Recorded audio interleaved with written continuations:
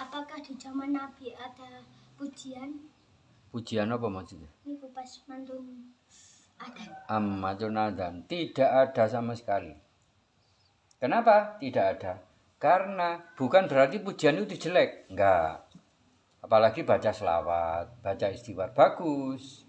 Cuma sebagus-bagus ibadah, sebesar-besar ibadah, sepenting-penting ibadah adalah sholat. Jadi orang-orang zaman Nabi dan setelahnya, setelah zaman Nabi, yaitu zaman sahabat, sejak dipimpin oleh Abu Bakar, kemudian digantikan dengan Umar, digantikan lagi Abu Bakar wafat, digantikan Umar wafat, digantikan Utsman wafat, digantikan Ali. Nah, terus kemudian setelah itu tidak ada puji-pujian. Bahkan sampai pada zaman ulama salaf, golongan Imam Syafi'i, Imam Hambali, itu tidak ada puji-pujian. Kenapa sekarang ada? Nah, kenapa sekarang ada? Karena barangkali ya, orang-orang ini kurang mengerti pentingnya sholat. Yang diperintah itu bersujud kepada Allah, bukan puji-pujian, bukan nyanyi-nyanyi. Pujian kan nyanyi anak lagu nih. Apakah dilarang? Tidak. Tapi coba kembalikan lagi kepada zaman Rasulullah dulu. Zaman Rasulullah ada orang membaca Quran di masjid ya, membaca Quran di masjid. Di sampingnya ada orang sholat sunnah qobliyah. Kemudian Rasulullah masuk ke masjid, terus orang yang membaca Quran disuruh berhenti malahan. Kenapa? Karena mengganggu orang yang sholat. Walaupun itu sholat sunnah, apalagi sholat wajib. Loh, saiki tambah rancu. Apa rancu? Kacau. Sholat wajib diganggu. Saiki. Contohnya apa? Guyon. Ya, mungkin guyon. Terus apa? Tibaan, tahlilan. Terutama wedok kan pakai corong ya. Buanter kan corong. Beda mbek wong lanang kan gawe salon. Cilik. Suaranya gak banter-banter banget. Tapi wong wedok wah buanter. Itu mengganggu, itu bukan ibadah, nanti menjadi dosa. Kita punya pedoman apa? Ayo. Al muslimu man salimal muslimuna min lisanihi wa yadihi. Al muslimu, kalau engkau ingin disebut sebagai orang muslim, orang Islam, man salimal muslimuna, apabila orang Islam yang lain tidak terganggu atau selamat dari mulut dan perbuatannya. Min lisanihi wa yadihi, dari perbuatannya. Mulut termasuk apa? Yoman, berawan. Ya. Baca Quran kan api. Tahlilan kan api. Tibaan juga api. Tapi bagaimana dengan Rasulullah yang menyuruh orang membaca Quran di samping orang yang sedang sholat sunnah qobliyah, disuruh berhenti orang yang baca Quran karena mengganggu orang yang sholat. Begitu besarnya nilai sholat dibanding ibadah yang lain. Pada sunnah lah ya, pada sunnah.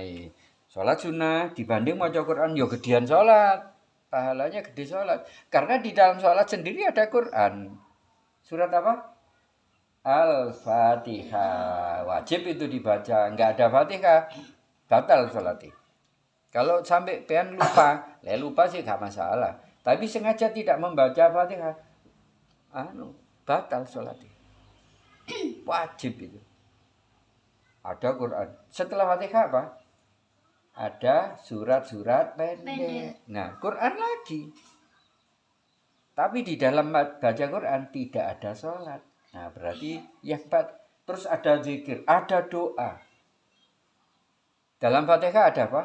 Ihdinas sirotol mustaqim, itu doa. Terus setelah duduk di antara dua sujud apa? Ayo. Doanya duduk di antara dua sujud. Rabbil firli, ya Allah ampuni aku, warhamni dan sayangi aku, wajaburni tutupilah seluruh kejelekanku, warfa'ni naikkan derajatku, terus warzukni dan berikan aku rezeki, wahdini dan tunjuki aku, terus tuntun terus aku, jangan pernah dilepaskan.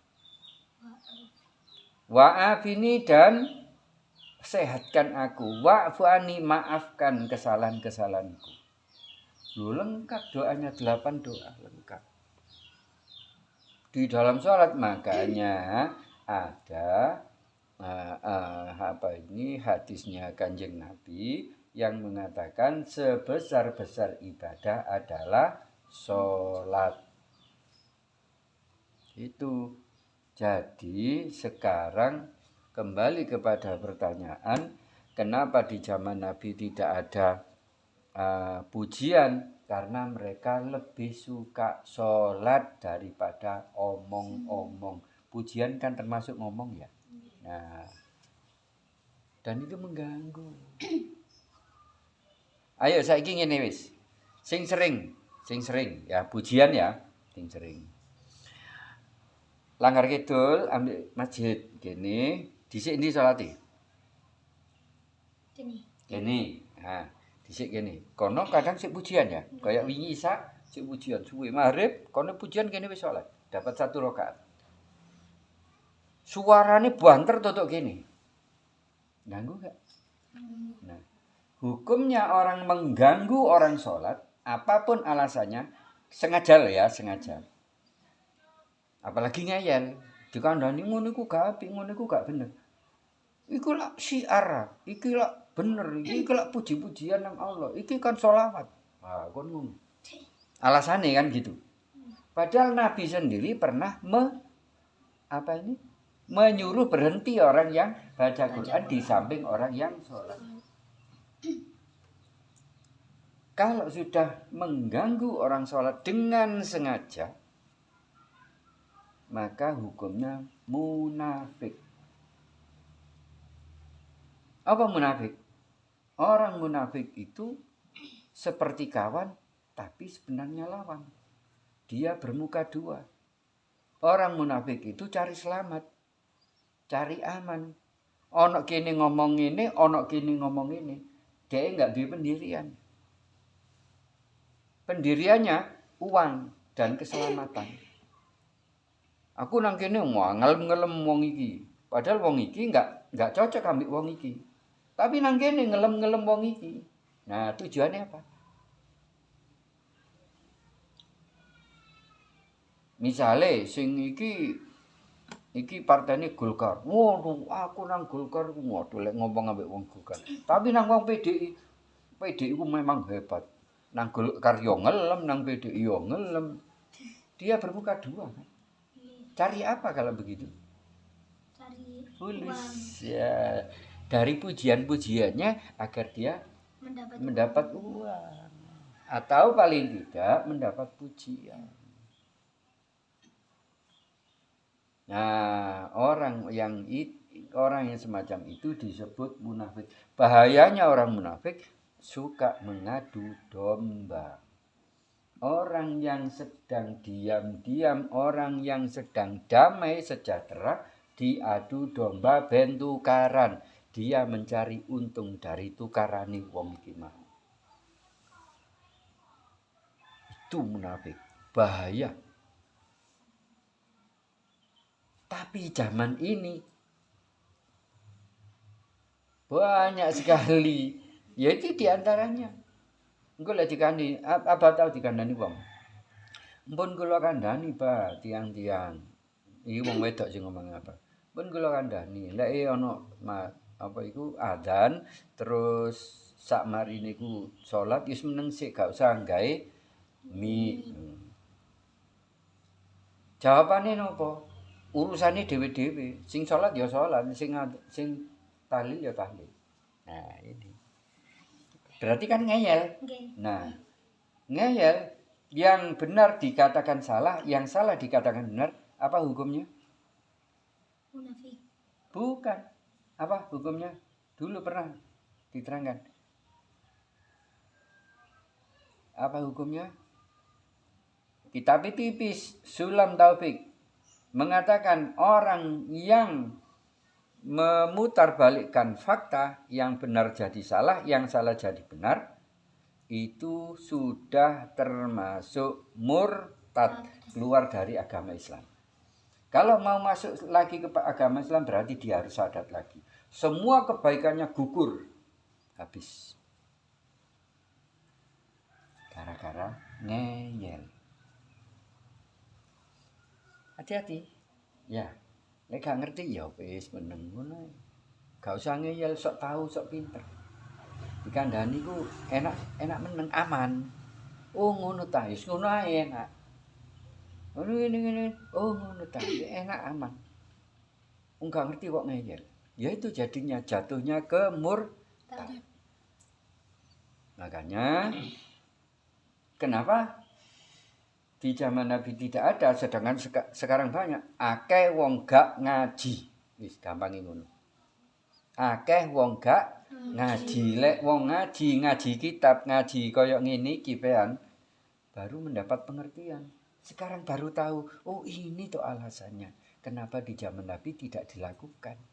Karena ternyata mengganggu. Ayo pujian ambil Quran ambil ndi?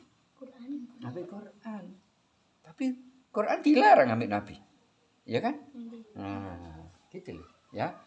Jadi sebesar-besar ibadah adalah sholat. Wis iku. Jadi sholat tidak boleh diganggu. Ayo. Dapat berbicara ketika masih bayi adalah mujizat Nabi Isa. Oke. Sik bayi digendong, sik tas lahir abang. Mujizat ini. Nah, kalau Allah mengendaki tidak ada yang sulit. Nabi Isa itu enggak ada bapaknya. Dan ibu Nabi Isa jenenge Maryam itu perawan tir. Cek enom pisan. Duduk perawan tua, jak perawan sik belasan tahun umure. Kemudian Allah berkehendak untuk membuat Maryam ini bunting atau hamil, maka disuruhlah, diperintahlah si malaikat Jibril, dikatakan Roh Kudus. Makanya di dalam agama Kristen ada Trinitas, Tritunggal atau Trinitas. Roh Yesus Kristus, Allah Bapa, kemudian Roh Kudus. Dudu Allah tapi Allah. Tulisannya podo Allah. Awake dhewe kan nulisnya juga Allah. Tapi mojone kan Allah. Mereka juga begitu, sama tulisan Allah. Nah, karena kehebatan Nabi Musa yaitu itu kan mukjizat Nabi Isa. Kemukjizatan Nabi Isa yang diberikan oleh Allah itu membuat orang-orang takjub. Wong kok ono arek cilik bayek si abang tas lahir iso ngomong bantah wong sing tuwek-tuwek. Oleh Maryam itu dituduh berzina dengan orang, dengan laki-laki. Ya maklum kan, mosok meteng ganduk sing lanang. Nah, tapi saiki ngono akeh. Karena kayak ngono ya. Oh, karena bisa tak berarti Kak Maryam tak meteng durung ono bapak nih. Ya. Nikah belakangan. Ya.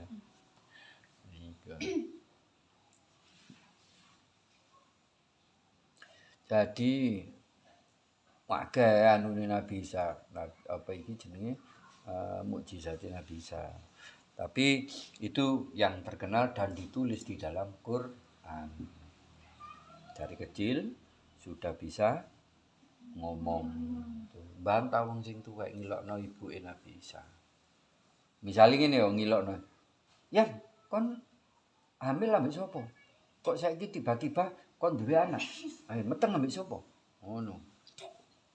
Kon ilok-ilokno dihujat Nabi Ibu Bunda Maryam iku dihujat. Terus Bunda Maryam dikei ilham ambek malaikat Jibril agar dia tidak usah ngomong.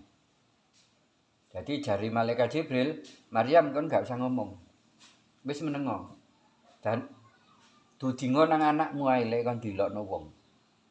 Ngono. Dudingo anakmu. Terus dituting ngene sing digendong iki, Nabi Isa iki digendong, langsung ngomong. Ibuku tidak berzina. Ngono, ibuku wanita suci. Gitu. Kalau berarti siapa yang bicara ini sebenarnya? Allah. Kan gak logis arek si abang oleh rong dino lahir iso ngomong kan gak logis ya, gak masuk akal ya. Berarti yang bicara itu siapa? Allah. Gitu loh. Jadi itu salah satu mukjizat dari Nabi Isa. Termasuk bisa mengobati orang yang penyakit kusta dari lahir, orang buta, orang mati dihidupkan lagi oleh Nabi Isa. Tapi mari ngono mati neh. Bareng diuripno diluk ditakoni, sapa sing mateni kon? Cerita, aku dipateni iki. Mari ngono mati maneh. Jadi sebagai persaksian saja. Karena dia matinya dibunuh. Gitu. Cek Ero sing mateni. Nabi Musa juga pernah mengalami itu. Pada zaman dengan Bani Israel. Ditulis dalam surat Al-Baqarah. Malah cerita sing paling akeh cerita Nabi Musa. Kenapa? Karena Bani Israel itu wonge ngeyelan. Pinter-pinter tapi ngeyelan. Sampai saiki ngene Israel iku. Tapi gak Israel tok, Bani Israel wis nyebar nang ndi ya nang Amerika, ya nang Indonesia barang. Artinya orang Bani Israel ya, bukan Israel negara bukan ya. Turunan Bani Israel dulu zaman Nabi Musa. Ya wis ana kene barang nang Indonesia barang. Ya ngono penggaweane ngeyel. Wonge pinter anjen.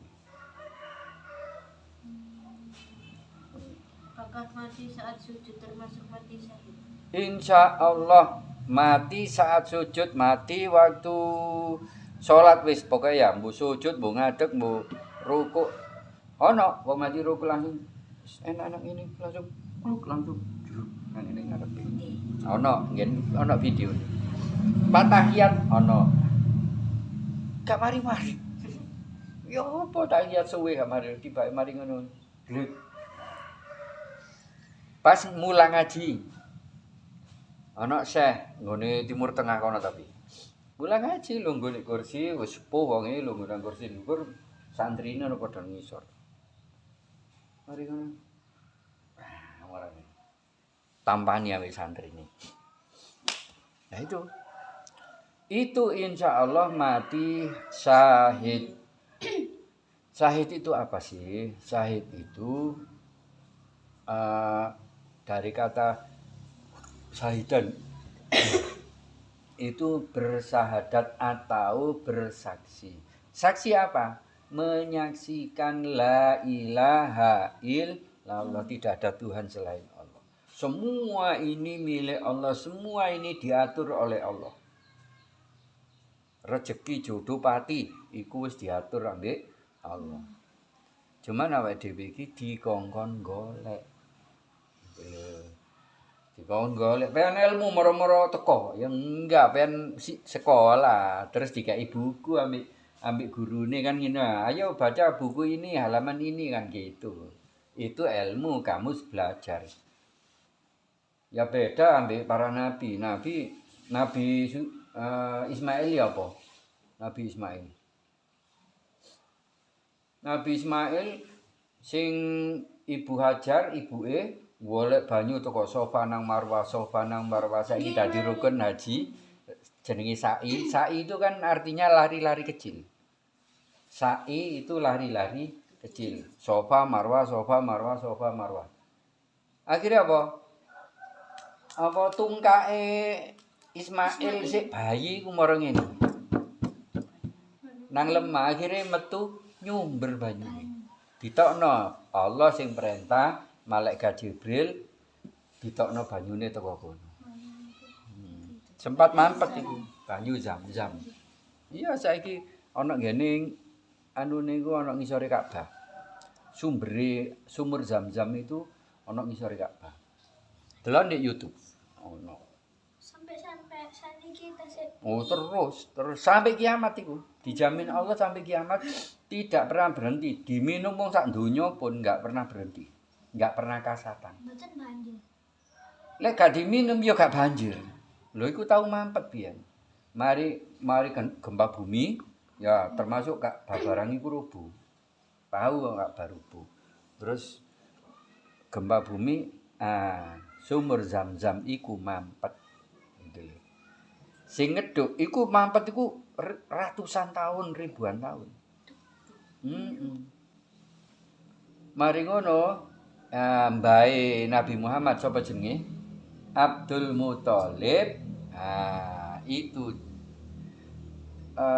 lek cara wong saiki semedi. Zaman iku kan durung ana Kanjeng Nabi ya, Kanjeng Nabi kan durung lahir. Semedi. Terus oleh wangsit. Oleh wangsit diimpeni dikon ngeduk di pinggire Ka'bah. Di pinggire pondasihe Ka'bah. Ternyata begitu digeduk metu banyune Zam-Zam iku mau. Akhirnya sampai saiki. Itu sampai kiamat.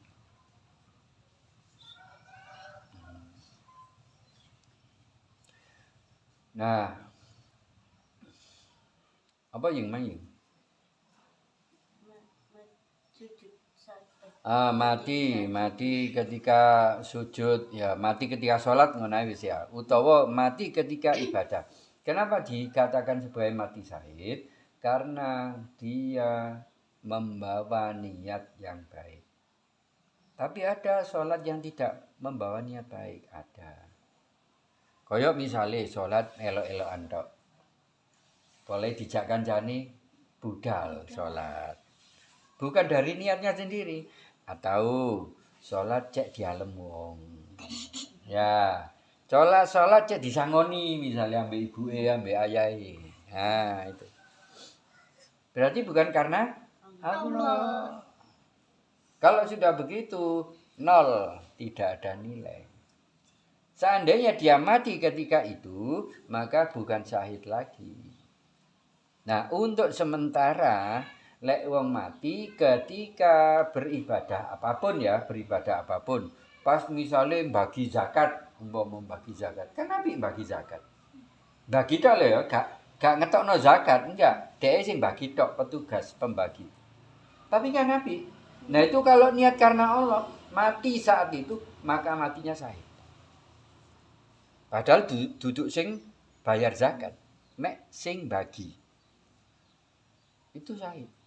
Asal niatnya karena Allah. Kuncinya di itu, niat karena Allah. Mati syahid niku mati apa iku pas melakukan kegiatan bagus.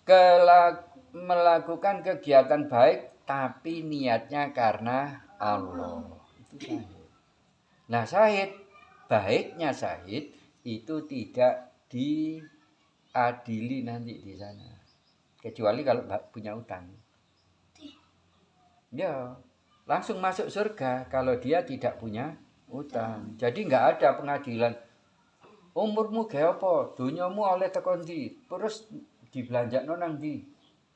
Nah, ana buku, ana TV engko iku. Kowe tok detik ini kamu melakukan ini, detik ini, jam ini, hari ini kamu melakukan ini. Ana iku catatane, enggak ada yang tertinggal sedikit pun. Surat Al-Zalzalah yang terakhir, famay ya'mal misqala dzarratin khairan yarah. Faman, maka apabila barang siapa yang melakukan perbuatan baik sekecil zarah. Zarah itu beleduk lho. Kan ketok beleduk. Boten. Ketok. Sakmono cilike iku lho. Iki lho beleduk akeh iki. Tapi gak ketok. Ya, kaya udara bersih kan. Padahal lek didelok nang mikroskop kowe tok bleduke akeh. Pean sedot. Digawe bernapas ya. Nah itu, tapi akeh bleduke. Nah, sak cilike bleduk perbuatan baik, maka nanti akan mendapatkan pahala di akhirat. Fama ya'mal wa ma ya'mal misqala dzarratin syarra yarah, dan barang siapa yang melakukan perbuatan yang jelek sekecil beleduk pun, nanti akan mendapatkan balasan. Nah, ini nanti orang-orang yang mati syahid tetap bebas dari pengadilan, tapi kalau dia punya utang, dia harus berurusan dulu dengan orang yang punya uang. Kalau orang yang punya uang dipanggil oleh Allah kemudian merelakan, maka mereka berdua, yang punya utang dan yang yang utang dan yang mengutangi. Nah, ngono ya. Yang apa bahasa ngono ya. Yang utang dan yang ngutangi itu enak cara Jawa ya jan ya. Sing utang ambek sing ngutangi ya kan ngono. Ya, ngutangi kan sing ngene kok ya.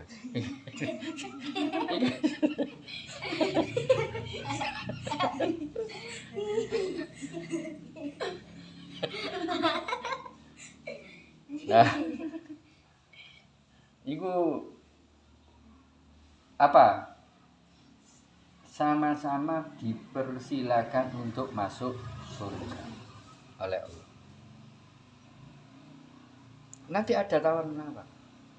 Makanya lek umpama ana wong apik, wong soleh, kira-kira iku mang soleh, mang calone penduduk surga, terus utang nang pean lek pian meni-meni gede ya. Tapi wong apik utang ngono. Seandainya dia tidak nyaur, itu tabunganmu berarti. Saumpama wong iki mang wong sing alim, wong sing apik, wong sing soleh iki mau gak nyaur kemudian dia mati, kan berarti mati membawa hutang nang pean. Pean ikhlasno. Engko ana kono dipethukno ambek Allah. Hei, wong mati syahid, aja mlebu sik, gak oleh. Kon lak sik duwe utang. Lah, duwe utang nang ngene Miko. Miko diceluk. Hei Miko. Kok kan kepingin mlebu swarga enggak? Didudono, dibuka anu lawange swarga iku mang gawe Miko. Dadi ketok jerone swarga. Kok kan seneng enggak ndelok iko? Ngono. Nggih Gusti. Kok seneng enggak ndelok iko? Didudono dipameri Miko iku. Sing duwe dhuwit Miko, sing ngutangi. Nah, dipameri. Nggih Gusti. Nah, carane ya iki ikhlasno wong iki. Sing mati syahid iki. Sing utang awakmu ikhlasno. Oh nggih lek ngoten Gusti. Beres kula ikhlasaken. Wah, akhirnya dipersilakan dua-duanya masuk surga. Itu. Jadi gak rugi pian lek ngutangi wong sing alim. Berarti pian duwe tabungan gawe mlebu swarga, punya tiket gitu lho. Iya kan? Duwe tiket gawe masuk surga gitu. Ayo. Allahumma arhamna bil Qur'an waj'alhu lana imama wa nuran wa hudan wa rahmah. Allahumma dzakirna minhu ma nasina wa 'allimna minhu ma jahilna warzuqna tilawatahu